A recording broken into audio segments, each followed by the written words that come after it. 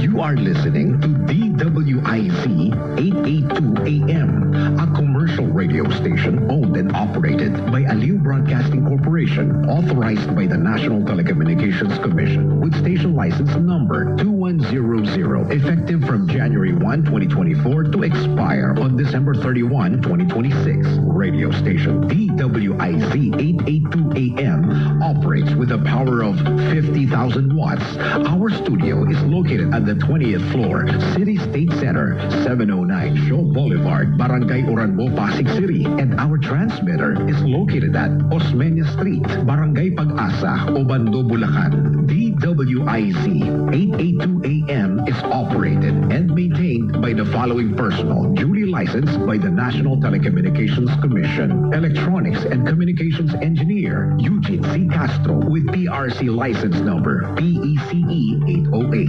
Shelo R. Picol with PRC license number ECE 0062336. Daniel Paulo Tenco with PRC license number ECT 8997. First class radio telephone operators, Gerardo S. Maquilan with license number 01-1 PNCR-25425. Edwin Lamurayan with license number 98-1 PNCR-21252. Donald Peñafiel with license number 92-1 P3-7334. Frederick Belamala with license number 97-1 PNCR-20131.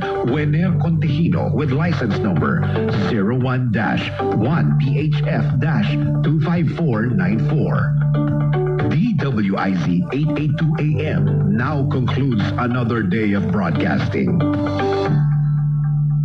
Mga kababayan, ang pambansang awit ng Pilipinas.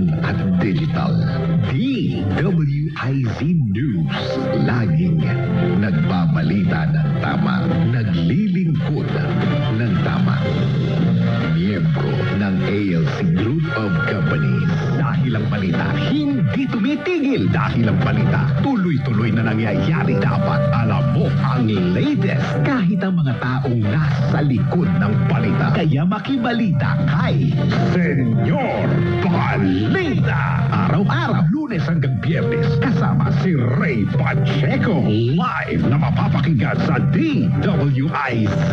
Panoorin ang live sa Aliw 23 at naka-live din sa DWIZ Facebook, YouTube at DWIZ News website. Kaya mga senyorito at mga senyorita, mga senyor, mga senyora, makibalita na kay Senyor Balita. Monday to Friday, alas 3 ng hapon. Bahagi pa rin ng DWIZ News Hapon Highlights. Nagbabalita ng tama, naglilingkod ng tama.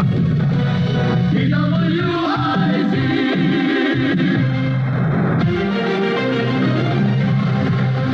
Narito na mga news group ngayon. Babae natagpo ang patay matapos manganak mag-isa sa boarding house sa CDO o sanggol na iligtas.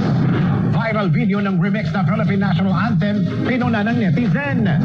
Mga kaso ni Attorney Lance Carpio, walang epekto sa impeachment ni Vice President Sara Duterte. Ayon po yan sa isang abogado.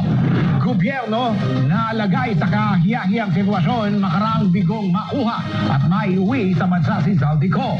At Priscilla Merelles, umaasang kikilalanin ng Pilipinas ang kanyang divorce kay John Estrada. Enrique Hill, aminadong hindi na sila nagkakausap ng ex na si Liza Soberano.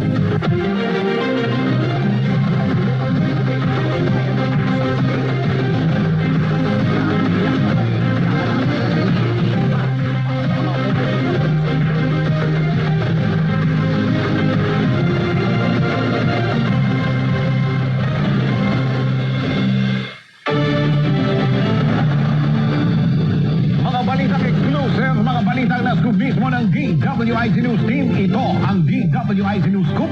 Ako si Dennis Antenor Jr. Narito ang mga news scoop ngayon.